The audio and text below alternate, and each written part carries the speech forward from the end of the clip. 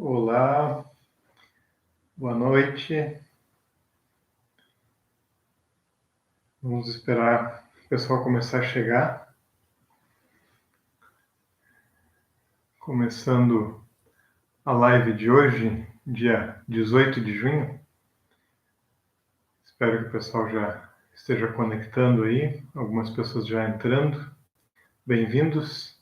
Hoje a live é sobre atenção e distração na visão do yoga. Depois eu, no meio, repito algumas vezes, depois que mais pessoas entrarem, para vocês saberem do que a gente vai estar tratando aqui, né? Porque acho que é um assunto que interessa bastante muita gente. É um assunto, já abrindo aqui a Fernanda, já aproveitando que ela aqui, tá? Já vamos recebendo aqui a Fernanda, já que apareceu aqui no chat. Vocês estão conseguindo me escutar bem? Gostaria de saber. Olá, Fernanda. Oi, Jorge, tudo bem? Bom? Aproveitei. Olá, boa noite a todos. Aproveitei que tu entrou aqui e já te puxei logo. Eu estava falando aqui da questão do assunto de hoje, né? Que é um assunto que eu acho que é interessante para todo mundo. Eu estou aqui, né? A gente está aqui pelo YouTube e pelo Instagram. No YouTube a Fernanda não aparece, né? Ainda não consegui dar um jeito de fazer com que fique nos dois lá a imagem, né, da Fernanda também. Mas aqui no Instagram tá a Fernanda aqui participando junto e ela vai estar ajudando, então trazendo alguns questionamentos aí sobre o assunto, né, para auxiliar no enriquecimento da reflexão. Sim. Então já é a segunda participação da Fernanda. Eu já tinha comentado. Eu agradeço muito pelo convite, obrigada. Estou adorando falar de uma coisa que eu respiro, vivo e que eu amo, que é o yoga. E essa oportunidade de estar com você, né? Com quem, uma pessoa que eu aprendi muito, está dialogando e refletindo sobre esse assunto. Obrigado, Fernanda. A gente vai estar vendo, então, a questão da atenção e distração na visão do yoga. Eu queria começar falando sobre uma imagem, eu acho que é bem interessante que a gente comece, é algo que é bastante falado dentro do mundo do yoga, dentro da psicologia do yoga, e eu acho que ela vai ser interessante para a gente começar a nossa conversa. Porque para a gente falar sobre atenção e distração, a gente vai ter que falar sobre os sentidos, né? Os sentidos que recebem o nome de indriyas no sânscrito, no yoga. E tem uma imagem que é bem interessante, né, sobre a estrutura de percepção dentro do yoga, que é a imagem de uma carruagem em um campo de batalha. Essa imagem ela está muito relacionada a uma escritura que eu cito seguidamente aqui, que é a Bhagavad Gita, né, e ela é usada como metáfora para tratar desse assunto. Então, para mostrar essa estrutura, para a gente já começar olhando de uma forma um pouco mais ampla e não focando só nesse assunto da atenção, como normalmente a gente foca, vamos dar uma olhada para isso. Então, quando a gente fala sobre essa imagem da carruagem, onde a gente tem, dentro da visão da Índia clássica, aquela imagem do rei, e o rei, ele pertencia à casta dos guerreiros também, né? Então, lá o rei ia para a luta. O rei não se escondia. Né? Então, o rei estava ali na guerra, estava na carruagem, ele estava com as suas armas, né? E tinha, então, o condutor da carruagem, as rédeas e os cavalos. Se usa essa imagem, então, relacionando os cavalos aos sentidos.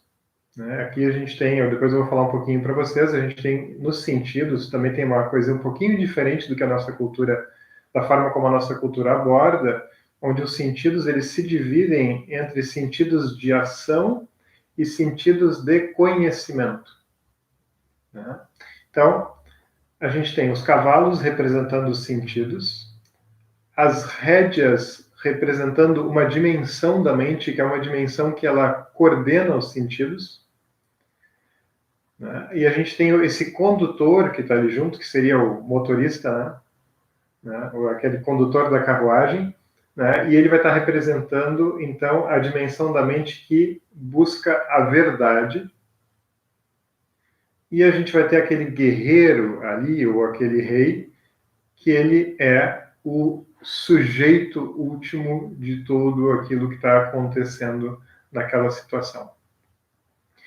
Então, ali a gente mais ou menos tem uma ideia dessa divisão, por quê? Então, digamos, a gente poderia dizer que aquele campo de batalha, nesse campo estão todos os objetos, né? E a gente tem essa estrutura da carruagem como sendo aquilo que está se relacionando com todo esse campo, todos esses objetos que estão ao redor e com todas essas pessoas que estão ao redor, né? Então, sentidos, a dimensão mental, que é dividida entre essas rédeas que coordenam os sentidos e essa parte da mente que busca a verdade, e o sujeito que está ali por trás, né? Sendo aquele que percebe, aquele que tem consciência de tudo isso que está acontecendo. Então, o que são esses sentidos que estão profundamente relacionados com essa parte da mente que conduz os sentidos? A gente vai poder olhar de várias maneiras aqui, né? A gente precisa olhar primeiro de uma forma que tem mais a ver com a questão da nossa rotina, do nosso cotidiano, né? Quando a gente fala de atenção e distração, porque isso é um problema que muitas vezes é muito comum a gente sofrer, né? Como a gente tem muitos focos, a gente tem muitos pontos, diversos tipos de relacionamento, diversos deveres, essa atenção ela acaba se transformando em distração, porque a nossa mente já não sabe mais o que fazer com tudo aquilo, então ela não consegue mais selecionar e ela então vai perdendo a capacidade de escolher e sustentar aquilo que é escolhido, né? E por que acontece isso? Isso acontece porque todo o processo de funcionamento mental é um aprendizado, é uma construção de uma marca, né? Então, se a todo momento eu estou pulando de uma coisa para outra, né, se eu me construo, se eu me educo dessa forma, a mente ela não vai saber fazer outra coisa mais.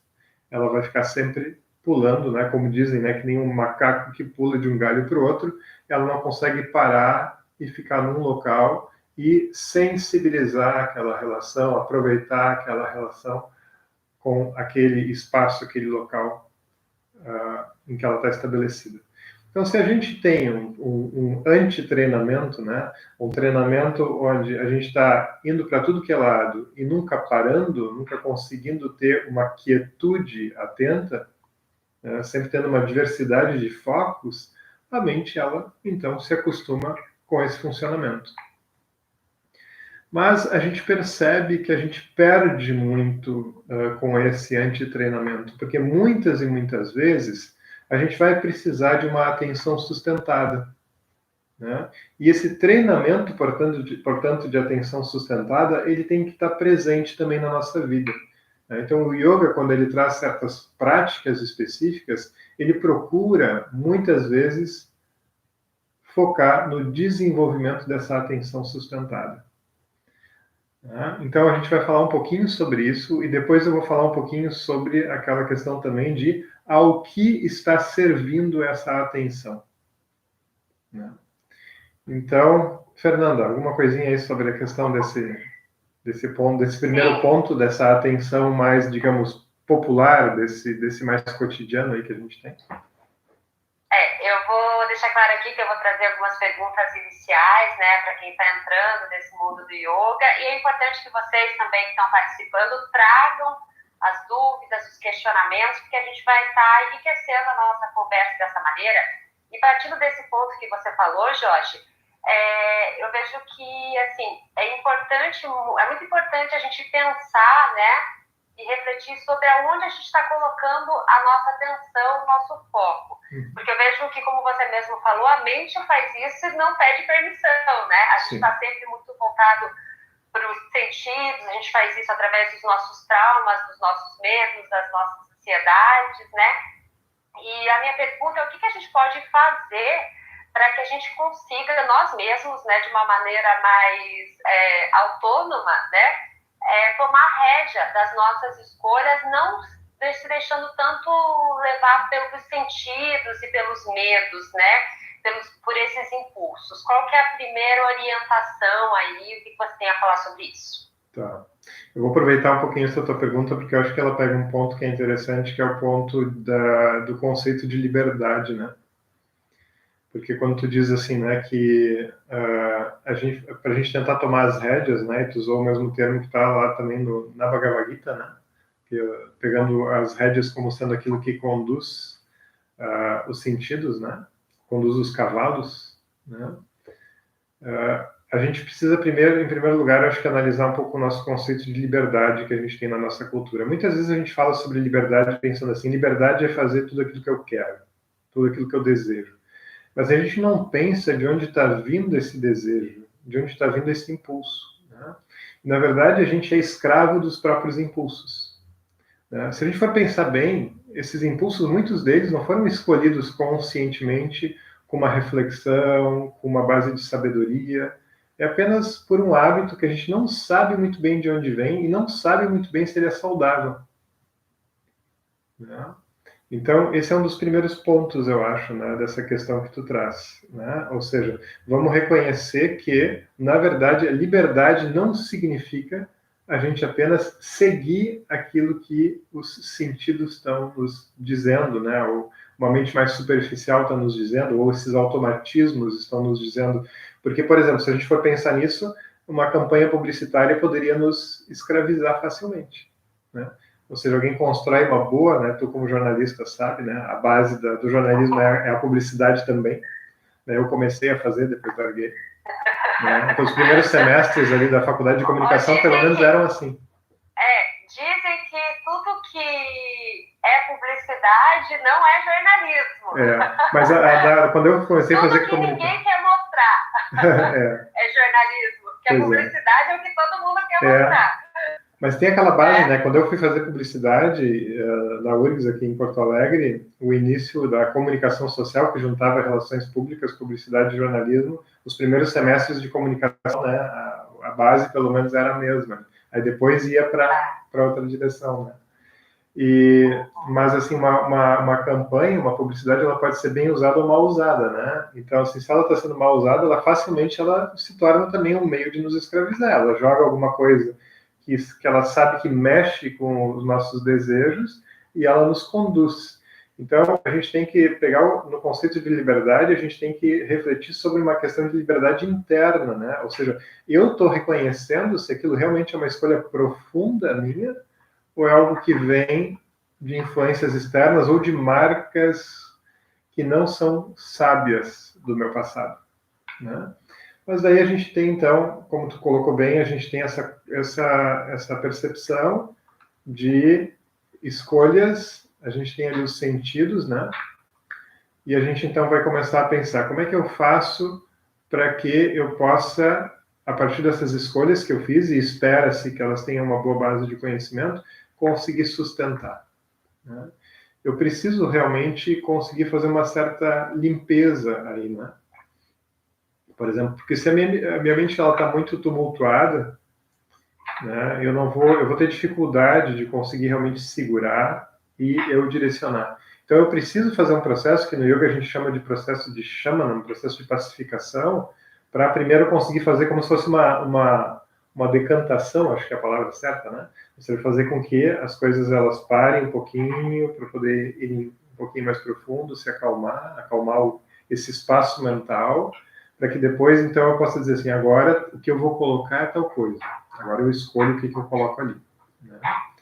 Então, para mim poder fazer essa escolha. E o yoga, ele apresenta, pegando a questão mais básica, depois eu até quero que tu refaça a tua pergunta para mim prestar bem atenção, para ver se tem coisas que eu estou deixando de lado.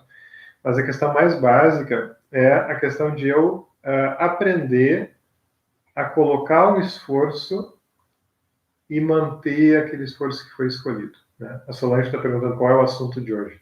Atenção e distração na visão do yoga. Então, para mim conseguir fazer isso, eu tenho que ter tido esse treinamento, então, de direcionamento, né, da minha mente, principalmente dessas rédeas, né? E uma forma de começar a aprender isso, por exemplo, no yoga, a gente pode dizer que é o trabalho respiratório, onde eu paro e presto atenção na minha respiração, porque ao fazer isso, eu estou lidando com uma coisa minha, que é individual, que é dentro do meu sistema, e eu estou deixando de lado a minha atenção aos vários outros corpos que estão ao meu redor, né? Então, eu estou, nesse momento, usando o meu sistema como treinamento de foco. Isso pode ser até mesmo eu usar o foco da atenção no meu corpo, né? Eu paro e digo, bom, agora não são os outros corpos, que são múltiplos, são variados, né? São muitos. Agora, esse aqui é o foco. Então, agora eu vou treinar apenas criar a sensibilidade de um corpo. E vai ser esse aqui. Ou eu posso usar alguns métodos que a gente tem, às vezes, de usar uma imagem, né, na nossa frente e dizer, agora eu vou apenas prestar atenção nessa imagem que está à minha frente. O Krishnamacharya, ele dizia, né, que para qualquer pessoa que fosse começar a meditar, porque a nossa visão de meditação é meditação com algum foco, algum objeto, não é de esvaziamento mental, né? Qualquer pessoa, quando vai começar a meditar, ela deve ter, se ela for usar um objeto para meditar, a respeito desse objeto, digamos uma imagem, uma estátua, esse objeto deve ser muito bonito e muito atraente. Porque quando a gente está começando a aprender a meditar, né, isso, começando a aprender, vai ser um processo para a vida toda, mas a gente está, principalmente quando a gente estiver mais no começo, a nossa mente ela vai se distrair muito, né? Então a gente precisa de algo que seja atraente, a gente precisa criar uma certa brincadeira com a mente, uma certa armadilha para ela e colocar ali algo que ela tenha inicialmente mais facilidade de se conectar, ou seja, é bonito, é agradável, eu quero ficar com os meus sentidos ali envolvidos, né? Vocês vejam que dentro, por exemplo, de muitas tradições meditativas, como por exemplo o budismo tibetano, é tudo muito colorido, tem muitos sons, tem muitas imagens, muita coisa bonita. Na tradição da Índia é a mesma coisa, né? Na Índia, a gente olha para aquelas imagens que eles usam para meditação, tem muita beleza naquilo, né? Então, o que é isso, né? É uma consideração para com aquele que está tentando meditar, ou seja, precisa ser algo que me atrai, e algo que me atrai e não me leve para propaganda de venda de algo que vai me fazer mal, mas que me leve para alguma coisa que é profunda, né? Então eu tenho que escolher um objeto que é profundo, acalmar os meus sentidos para conseguir me direcionar. Mas só completando um pouquinho mais essa questão da técnica, às vezes, por exemplo, simplesmente ficar repetindo uma palavra é algo que pode me ajudar muito nesse treinamento inicial de concentração. E a palavra não precisa ter sentido nenhum. Se eu paro, por exemplo, e eu digo e fico muitas vezes apenas me concentrando nessa palavra, eu começo a fazer uma certa limpeza daqueles resíduos, daquelas pequenas memórias de várias coisas com as quais eu me vinculei no meu dia a dia e começo a manter o foco numa coisa só. Muitas vezes, depois de fazer isso, a sensação é uma sensação de mais leveza, de mais limpeza. Isso é o que a gente chama de um treinamento de manas. Manas é essa parte da mente que cuida de toda essa bagunça sensorial que tem ao nosso redor. Jorge, você está falando da questão das técnicas, né, da prática. Eu queria te perguntar assim, para quem está iniciando, nunca fez yoga, está começando ali, vai começar pelo asana, né, vamos dizer. Existe, às vezes, na prática física, existe muitas vezes uma dificuldade em saber no que focar, porque há uma preocupação com a respiração, há uma preocupação com o corpo, com a postura, e a pessoa não sabe muito bem como fazer isso. Qual deve ser o primeiro foco, né, para quem está iniciando a prática física do yoga, para não ficar, né, com tantas distrações e preocupações na prática? Ótimo. A primeira questão que eu diria, né, que é uma questão que é acessível e é muito benéfica, é pensar em como o movimento físico que eu estou fazendo se conecta com a minha respiração. Por exemplo, muitas vezes a pessoa começa a fazer uma prática de asana, que é a prática mais física, né, mais orientada para esse ponto, né, onde tem diversos tipos de movimentos, e a pessoa se preocupa mais onde é que eu coloco a mão, onde é que eu coloco o pé, qual é o ângulo do pé, né? Então fica muito focado em alguma coisa que está, de certa forma, distante, ou seja, minha mão está lá, o meu pé está lá, eu estou vendo aquilo e aquilo me distrai demais, né? Por exemplo, se eu ficar um pouquinho mais tranquilo com relação a isso, deixar para aprender isso aos poucos e inicialmente, da forma como a gente procura ensinar, né, dentro da tradição que eu sigo, né, da forma também como tu conhece a prática. Se eu procuro ensinar primeiro através do movimento dinâmico, né, ou seja, eu não vou simplesmente direto para a postura e paro nela, né, eu faço o movimento de uma forma gradual, ou seja, eu inalo indo para lá e eu exalo, digamos, voltando, pegando um exemplo, né? O mero fato de eu começar a perceber que quando eu estou fazendo esse movimento, ele favorece a minha inalação, quando eu estou fazendo esse de recolhimento, ele favorece a minha exalação, isso já me coloca num lugar diferente do que simplesmente querer organizar o corpo. E eu acho que esse ponto que tu trouxe é bem importante mesmo, assim, né? Não era uma coisa nem sequer que eu tinha planejado falar, mas ele é um ponto muito importante, por quê? Porque como a gente tem um traço cultural muito forte de dissociar, normalmente a gente pensa, vamos fazer prática física, então agora é só corpo. Vamos fazer prática respiratória, agora é só respiração. E o yoga, originalmente, ele não fazia isso. Né? Mestres como Krishnamacharya, como Desikacharya, que tinham um conhecimento muito amplo de toda a tradição do yoga, sempre falavam, quando tu começar a trabalhar uma coisa, aquilo tem que te conduzir a algo que é superior àquilo. Por exemplo, se eu estou no corpo, ele deve ir sendo conduzido para a respiração. Se eu estou na respiração, ela deve ir sendo conduzida para a mente. Essas técnicas, elas devem ser construídas de uma forma que uma vai empurrando para a outra. Então tem uma delicadeza muito grande no desenvolvimento. E já está presente na técnica isso quando a gente aprende com esses mestres. Né? Então, quando a gente está começando a trabalhar o corpo, a gente diz assim, mas o corpo não é nada sem a respiração.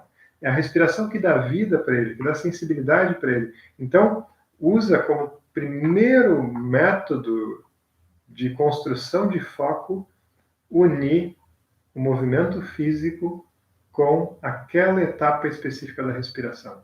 E isso normalmente, né, algo que parece ser muito simples, normalmente já dá muito benefício para pessoas que estão começando a prática. Eu digo, mesmo que se a gente deitar no chão e começar simplesmente a começar a fazer o movimento, inala, leva os braços lá para trás, exala, volta os braços e faz algumas vezes isso, várias vezes ao dia, a gente vai sentir muito benefício. Né? Ou seja, é uma coisa completamente acessível, né? Pouca gente não vai ter condições de fazer isso. É muito acessível, mas à medida que eu perceber que eu estou conectando o meu corpo com a sensação da respiração, com uma sensibilidade daquele processo, muita coisa pode acontecer. E isso pode começar a me ajudar bastante nos outros processos de autoconhecimento que vão se seguir a isso. Eu vejo muita gente que me fala, mas eu não tenho paciência, eu sou muito ansiosa, não ia conseguir fazer yoga porque é muito parado, né?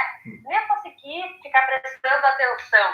Mas eu acho que é o que você falou, ele não é parado, ele pode ser dinâmico, né? Ele começa muito dinâmico, e esse foco primeiro na respiração é uma coisa muito diferente, porque nós humanos já estamos acostumados a ter atenção no que vem lá fora, no que está lá fora.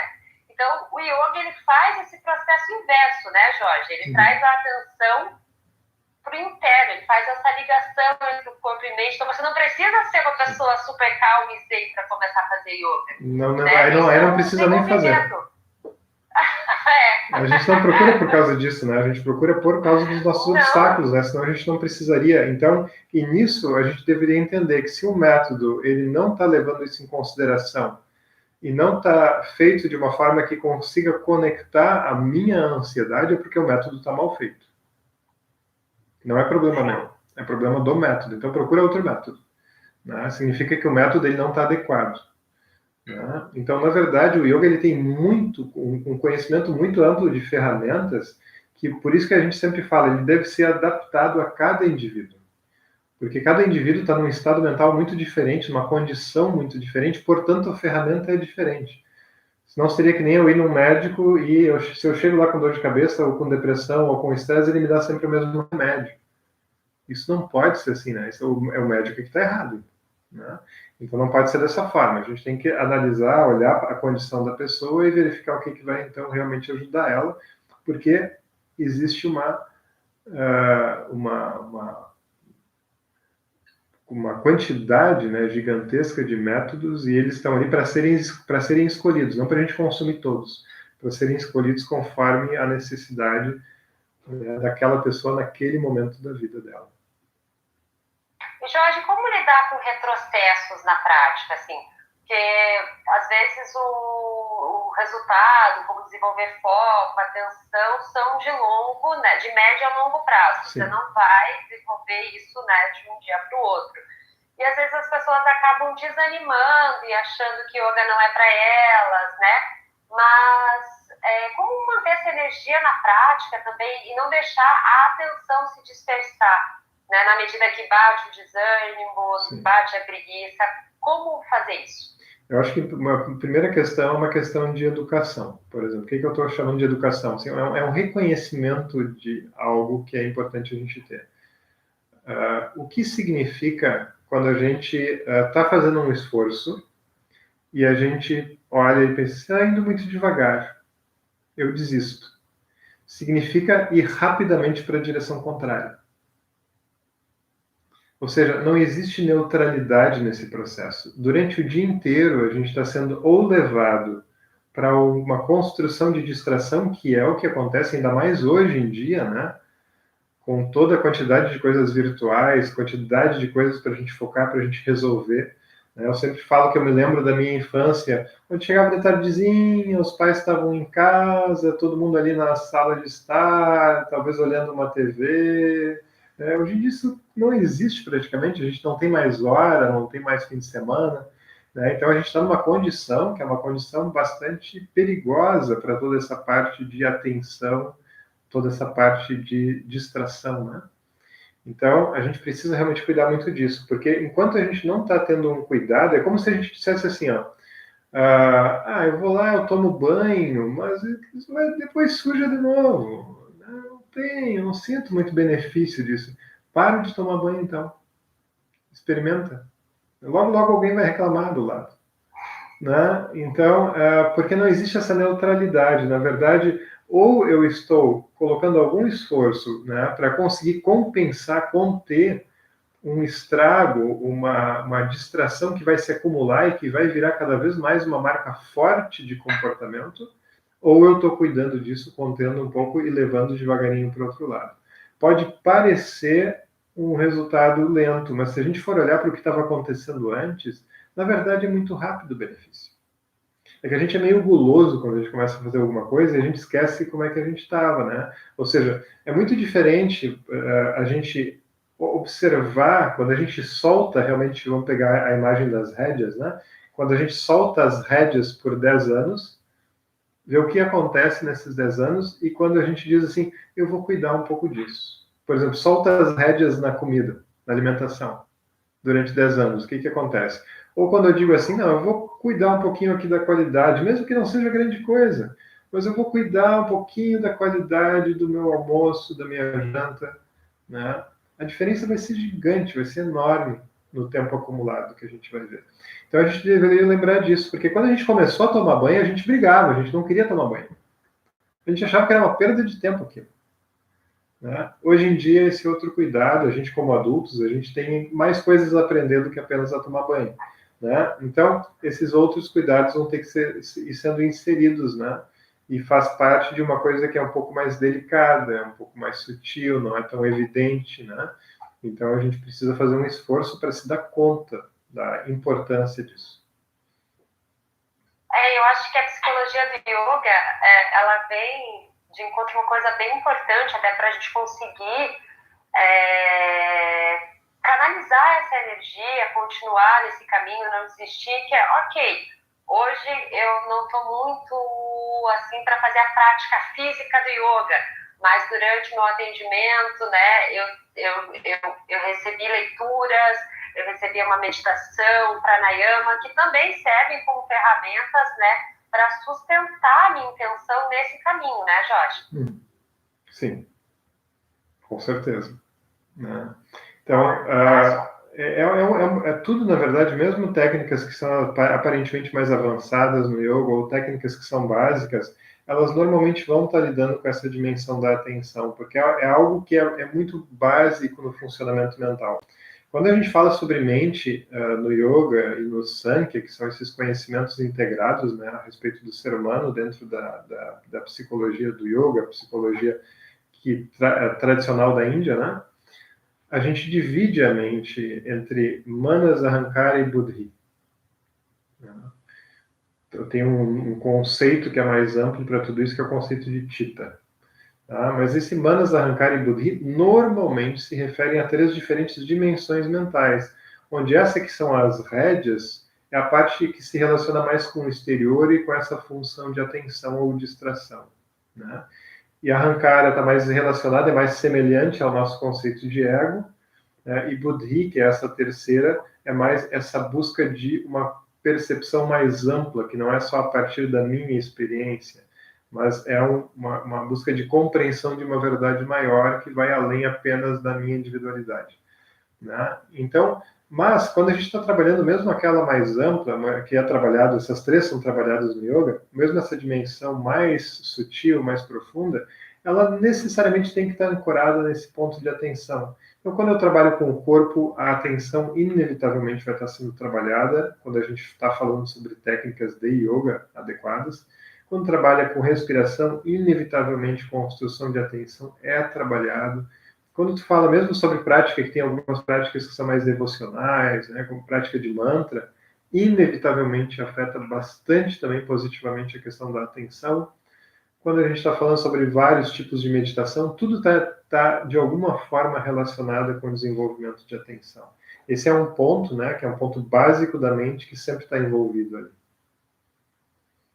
Como que eu sei que eu estou agindo por uma dimensão mais sutil, ou quando eu estou agindo mais movida pelos sentidos?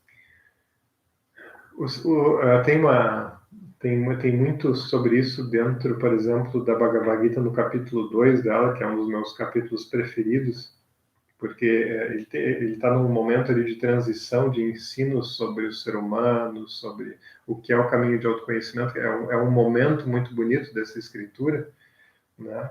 Que ele coloca muito esse confronto entre alguma coisa mais profunda interna e a parte sensorial. Por quê? Porque o sensorial, ele, ao mesmo tempo que ele é a riqueza, é a vastidão, é a beleza, e isso pode trazer em nós uma reverência também, é importante não esquecer disso. Também tem a parte da armadilha, né, que é muito forte para nós, principalmente quando a gente não está com uma sabedoria muito bem estabelecida, e é a nossa situação. Né? Muitas vezes a gente está confuso, né? A gente não tem uma clareza sobre o que vai ser adequado, o que é bom, o que é saudável para nós, o que vai trazer felicidade a longo prazo para nós e para quem está ao nosso redor. E por não ter clareza sobre isso, a gente cai na armadilha de coisas sensoriais mais atraentes, né? Então, isso realmente é algo bastante delicado. Isso exige realmente muito estudo, muita reflexão, muito cuidado.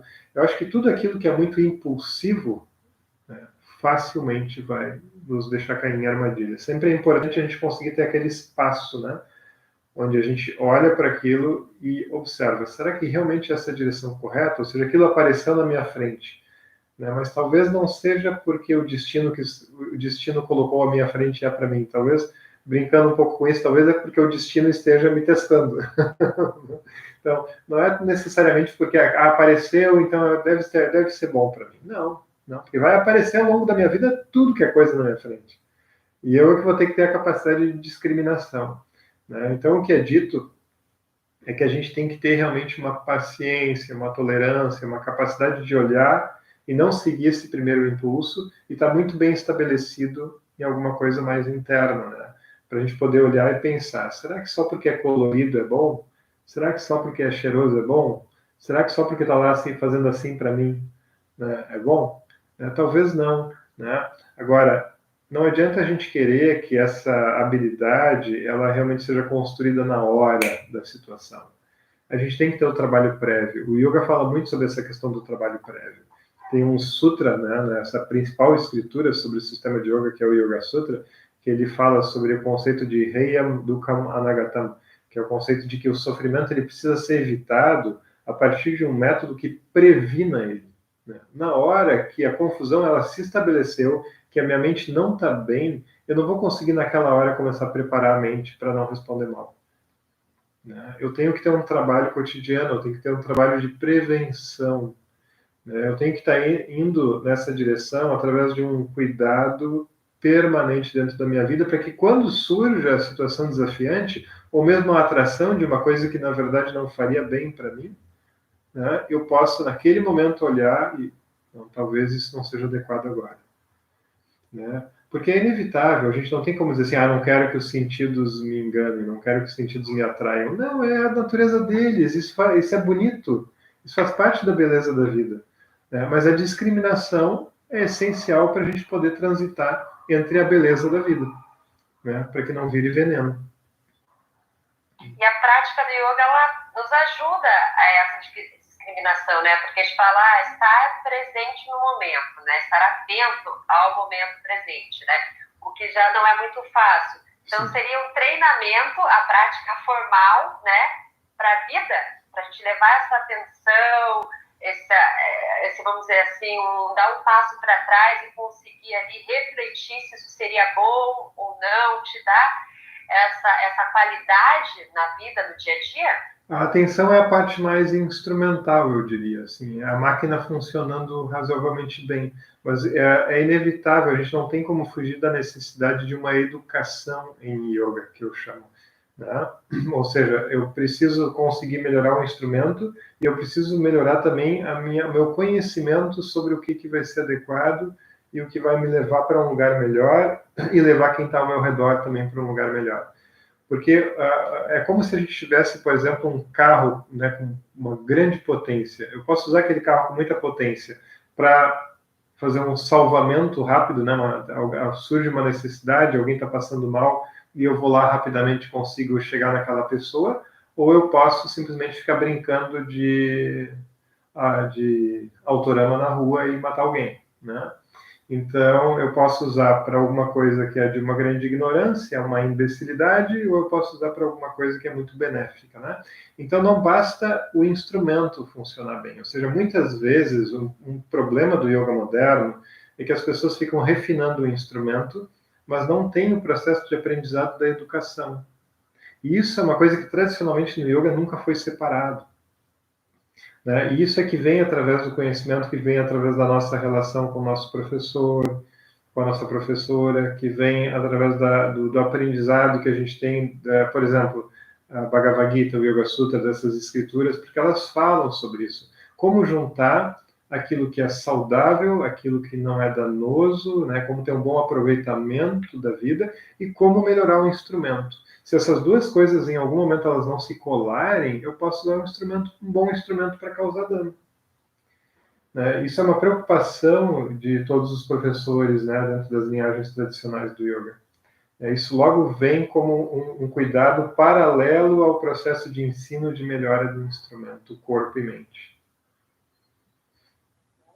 Eu tenho até uma pergunta que eu anotei ali no começo, a gente já tocou um pouco nesse assunto, mas eu vou para a Manani. Perguntou qual esforço é preciso para se chegar à libertação. A libertação, eu acho que a gente deve pegar esse conceito e colocar ele assim, tirar ele do topo da montanha, né? Isso era uma coisa que era uma insistência muito grande do meu professor Trikaveda Kacharya, que já faleceu. Foi a minha maior inspiração, como eu sempre falo, né? Em todo o meu caminho de yoga, desde 2000, 2001, que foi quando eu conheci ele.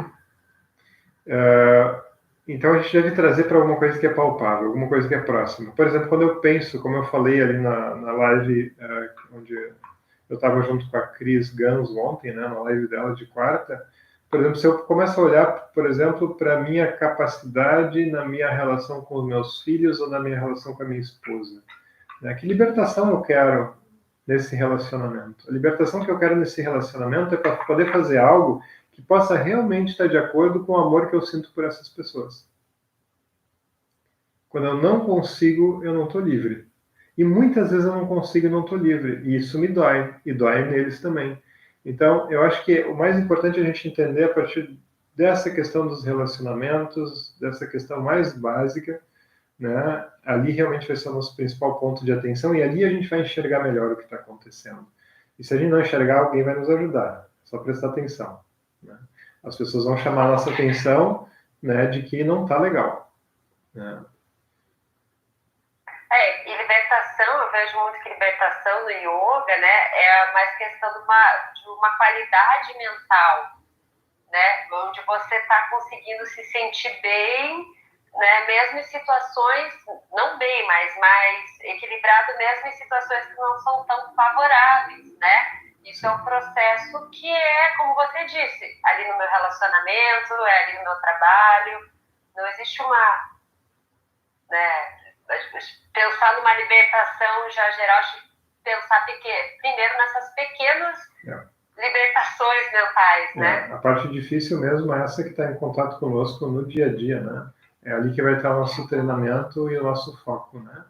E aí, a partir disso, alguma coisa pode se construindo a longo prazo, mas eu acho realmente que o bonito mesmo do processo é aquilo que está do lado da gente, e por isso que eu sempre digo, né? Mesmo quando algumas pessoas têm uma tendência a querer, por exemplo, pegando o assunto de hoje, se proteger das tentações sensoriais indo para uma caverna, ou algumas pessoas levam uma vida muito solitária, né? Isso não é uma boa forma de aprendizado, né? Isso só aumenta as nossas manias, né?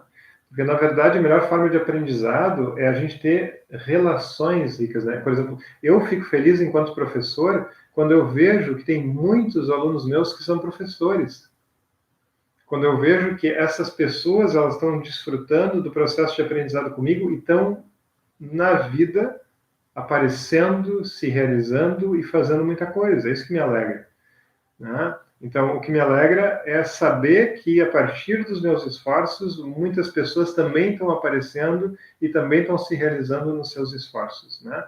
Ou seja, é através da relação e é ali que a gente realmente enxerga de uma forma profunda o que está acontecendo conosco, né? Ou seja, se o meu trabalho aparece na ação dos outros, eu sei que eu estou numa boa direção.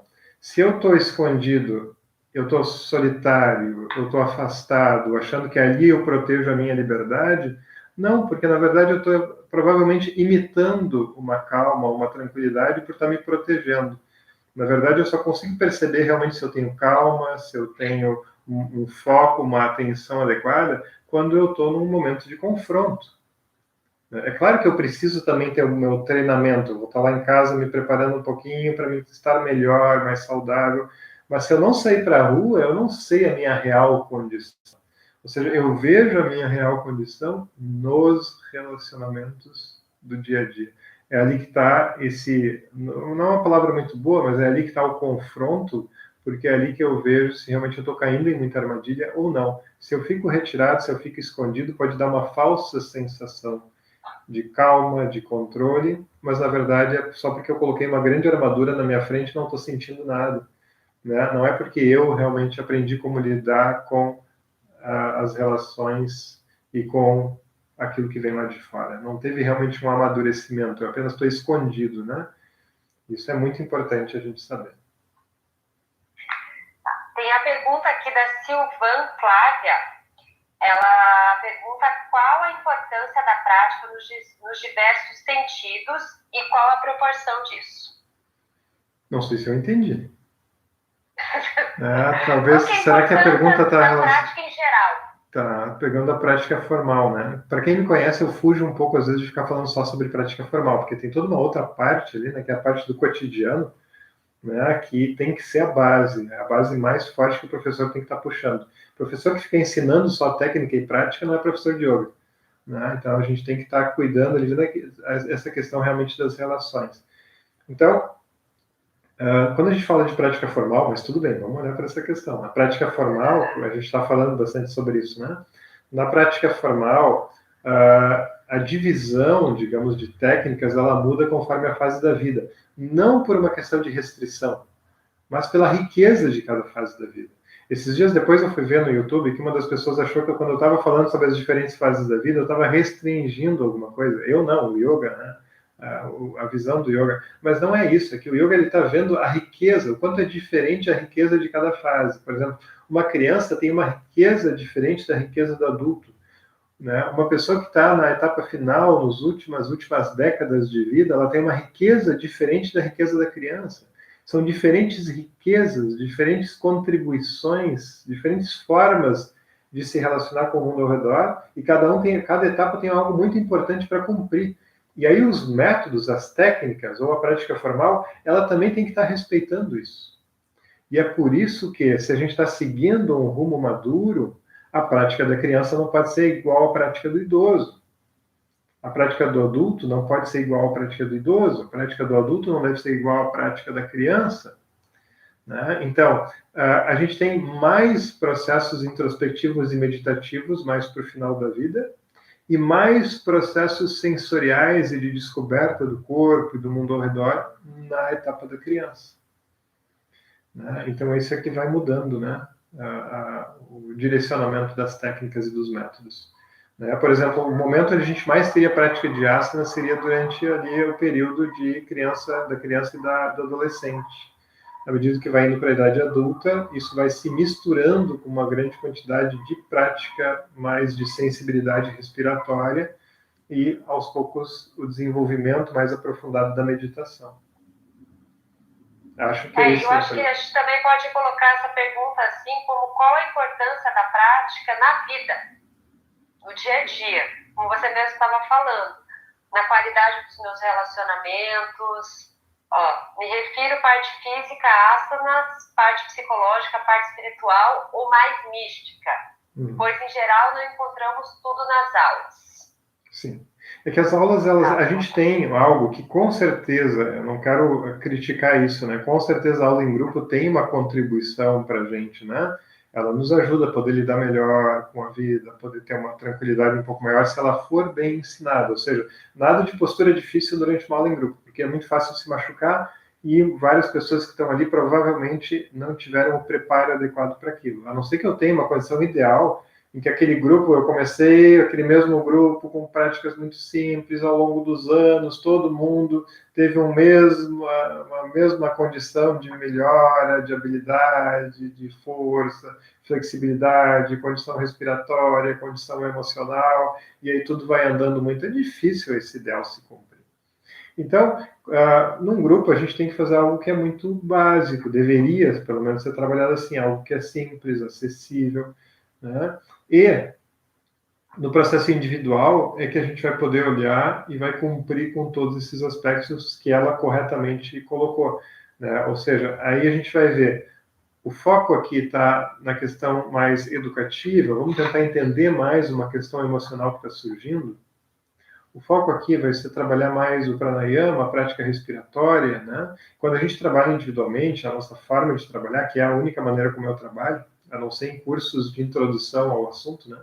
Então, a forma como eu atendo os alunos na aula em grupo é como eu aprendi com os meus professores, que é individualmente, e como eu sigo até hoje com o meu professor individualmente. Então, no individual, a gente vai vendo, né, o que é preciso ser mais colocado, e é muito diferente de uma pessoa para outra, né? Às vezes, muitas vezes fica um tempo em atendimentos onde nem sequer se fala sobre prática formal. A gente está trabalhando mais nessa compreensão, entendimento, em como acolher melhor alguma coisa da vida, como poder compreender como lidar melhor com aquilo, né? Então, tem muitas outras coisas além da prática formal, e na prática formal também tem muitas coisas a serem olhadas, né, com diferentes possibilidades. Assim. Isso realmente tem que ser um olhar muito pessoal mesmo. É bom procurar, quando a gente procura alguém, procura um professor, né, que a gente procure alguém que tenha realmente esse cuidado, que a gente perceba que a pessoa está modificando aquele ensino, seja teórico, seja prático, a partir daquilo que está sendo trazido por mim, né? Isso é um respeito ao ser humano necessário em qualquer área de saúde mental e saúde física, não é só no yoga. Jorge, voltando para o assunto da atenção, né? Você quis abordar esse assunto, por que é tão importante e tão abordado a questão da atenção? Eu vejo que hoje em dia a gente às vezes vai pegar uma chave, entra no quarto, sei lá, pega qualquer coisa dentro dessa chave.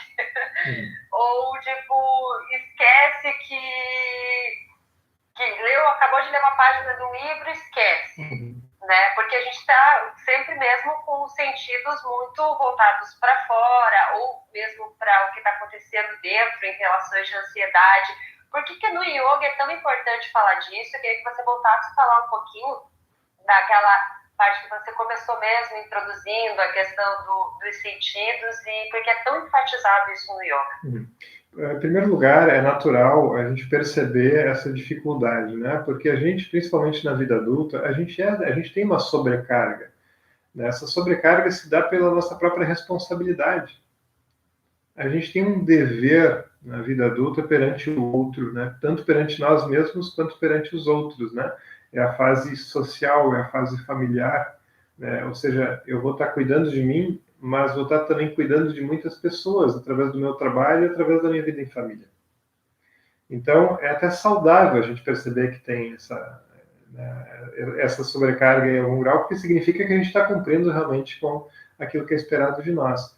Né? Porém, a gente tem que conseguir também, em alguns momentos, perceber que quando a gente precisa colocar o foco, precisa aprofundar o nosso estudo, a nossa compreensão das coisas, que a mente consiga responder a isso. Ou seja, o que é a concentração? Concentração no yoga, ela é chamada de dharana, é um dos nomes que a gente pode usar, que é quando a gente diz aqui, agora o foco é esse. Né? E para que serve essa capacidade? Essa capacidade serve para aprofundar o conhecimento em qualquer coisa. Quais são os obstáculos para dharana, para esse processo de concentração? São o torpor, ou seja, a mente está tão obtusa, ela está tão pesada, que ela não consegue prestar atenção em algo. Né? Todos nós experimentamos isso muitas vezes. Né? E o outro obstáculo para o conhecimento que exige uma relação sustentada é a ansiedade, a agitação. Então a gente tem de um lado o torpor e de outro lado a agitação. Mente com torpor ou mente com agitação não consegue produzir conhecimento. Porque conhecimento se dá através da sustentação da relação por bastante tempo. Ou seja, com a minha esposa, a Rosa, por exemplo, né, na nossa relação, o que eu conhecia sobre ela no início era pouco. Tinha uma paixão ali. Essa paixão me conectava. Mas apenas com o tempo, com a sustentação dessa relação, é que eu posso começar a conhecer realmente aquela pessoa, dentro das variadas situações da vida, né? E assim é com qualquer assunto também. Eu preciso conseguir parar, me relacionar, sustentar, e aquilo é que vai produzir conhecimento. Então, se eu não tenho a capacidade de atenção, a capacidade de foco, nenhum conhecimento vai ser produzido, nenhum conhecimento profundo, só conhecimento superficial. Né? Eu estava conversando com uma aluna há pouco tempo, né, um dos meus atendimentos individuais, né, e ela me trazia, eu consigo ler e estudar artigos curtos. Né? E eu comecei a precisar ler livros maiores e percebo a minha dificuldade hoje em dia. E ela é uma pessoa muito inteligente, uma pessoa muito hábil no seu trabalho, no seu processo de autoconhecimento, muito comprometida também. Então tem várias qualidades, mas estava faltando ali um treinamento de um foco sustentado.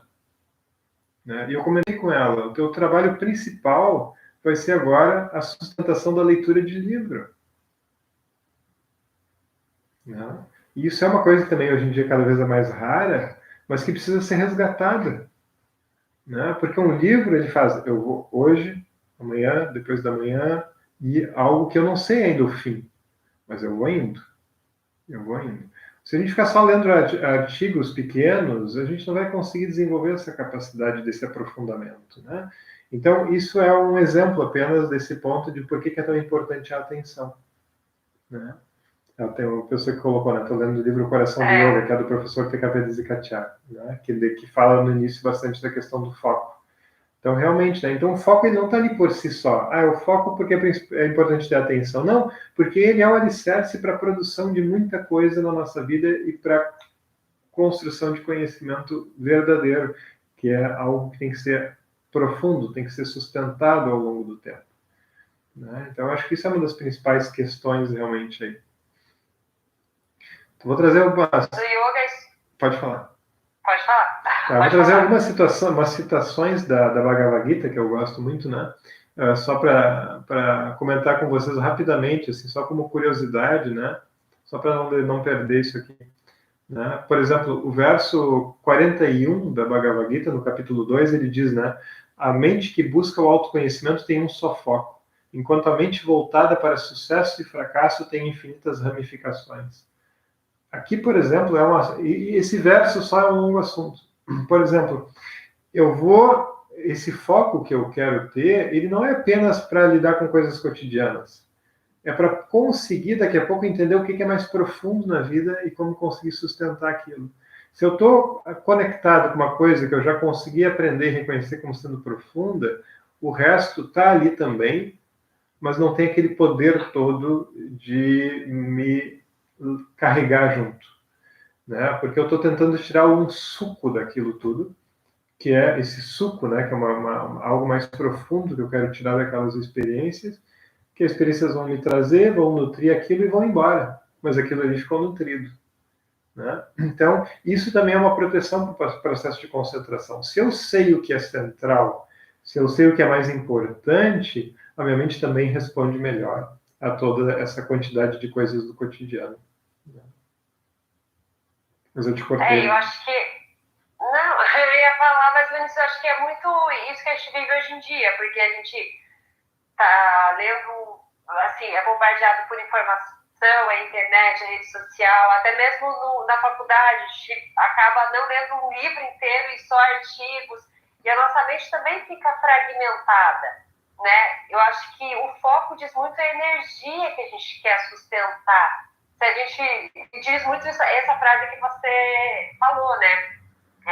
Porque se a gente está dispersa, a gente parece que fica também, a nossa mente está dividida, a gente não sabe para onde ir. Sim. Então, colocar a atenção em coisas que são mais, vamos dizer assim, lentas, duradouras, né, do que fragmentar, também é uma coisa bem importante para a gente fazer no nosso dia a dia. Exatamente. Que é esse conceito que eu estava comentando, né, sobre a atenção, que ela aos poucos a gente vai ter que entender a que ela serve, né?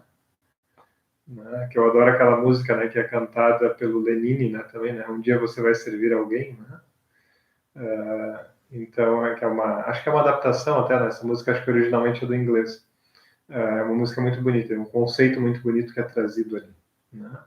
Então, a gente tem que saber, né? Tanto a gente tem que saber ao que o nosso corpo serve, ao que a nossa vitalidade serve, ao que a nossa atenção serve. Então, a gente precisa ter o propósito que vem através de um bom aprendizado sobre o que é o yoga, o que é o autoconhecimento, o que é a vida, né? E aí melhorar o instrumento também. Mas acho que, não sei, o que vem primeiro, a atenção ou uma busca interna? Porque se a gente não sabe estar buscando, é muito difícil o foco ou estar atento naquele caminho. Quando eu não sei o que eu quero, não sei o que eu vou fazer, tem tanta informação, tem tanta coisa que eu preciso, né, de sucesso, eu tenho medo do fracasso. O que vem primeiro aí? Não, a gente não tem uma ordem. Por quê? Porque se a gente for pensar bem o que é o processo de autoconhecimento, ele não nasce quando a gente diz assim, agora eu vou seguir tal caminho ou tal outro, o yoga.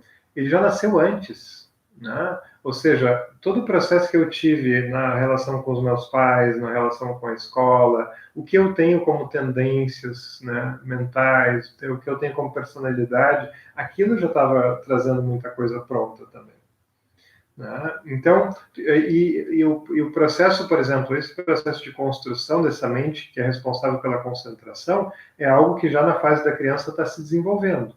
Aí a gente pode pegar e pode refinar aquilo ou não, pode atrapalhar esse processo, né? Mas também a educação também está sendo construída durante aquele período, bem ou mal, né?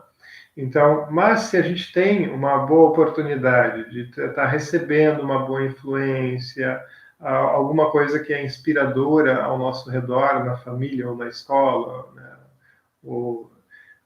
Ali a gente está tudo isso ao mesmo tempo, né? Na verdade, o que vai acontecer, a situação que a gente vai ter que encarar realmente a gente vai chegar na idade adulta e vai perceber, o que não foi mal, o que foi mal construído aí.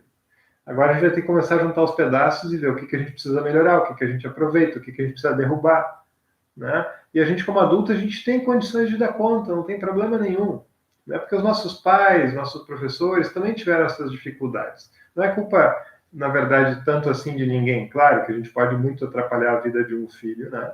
E é esperado que a gente não faça isso. Mas a gente pode depois, como adulto, fazer muita coisa para conseguir resgatar isso e poder pegar tudo isso ao mesmo tempo também agora e dar uma direção saudável e nova. A gente vai ter que se questionar, a gente vai ter que refletir sobre isso e assumir, né, esse movimento. Acho que a gente está terminando, né? A Juscelie Coelho colocou aqui: a que você serve, que linda provocação. E às vezes é difícil a gente saber, porque no meio de tanta coisa, não é nem a quem você serve, ou como você vai decidir o que é mais importante, prioritário, que vai te levar num processo realmente de autoconhecimento, de reflexão e de autodesenvolvimento, né? Exatamente. Acho que estamos finalizando, né? Porque depois, senão, se a gente não cortar, o Instagram corta depois. Então tá. Passa rápido, né? Então, muito obrigado, Fernanda. Muito obrigado, pessoal que estava presente aqui, pessoal que estava presente no YouTube também, né? Apesar de eu não ter conseguido acompanhar o chat do YouTube, porque senão a gente acaba se atrapalhando muito, né? Então, peço desculpas pelas, às vezes, limitações, né, no ambiente virtual. Né? A gente não tem como agora estar todo mundo sentado aqui conversando, mas a gente vai tentando, pelo menos, ver uma forma que possa trazer algo que seja interessante, que seja útil. Espero que tenha sido bem aproveitado. Só queria fazer um comentário também, então, com relação, né, ao meu site, psicologiadoyoga.com.br. Né? Tem ali também cursos, né? Atualmente que eu estou também trabalhando alguns cursos introdutórios a respeito de todo esse processo amplo do yoga, né? Cursos de psicologia do yoga, né? Que estão nos cursos online. Tem também um trabalho semanal de conversas ao vivo que a gente faz, né? Então, todos bem-vindos. Então, obrigado, Fernanda. Obrigado a todos. Obrigada, Jorge. Agradeço pelo convite. E também obrigada a todo mundo que está aí acompanhando, participando, né, para conversar sobre yoga. Eu que agradeço. Boa noite. Tchau, tchau.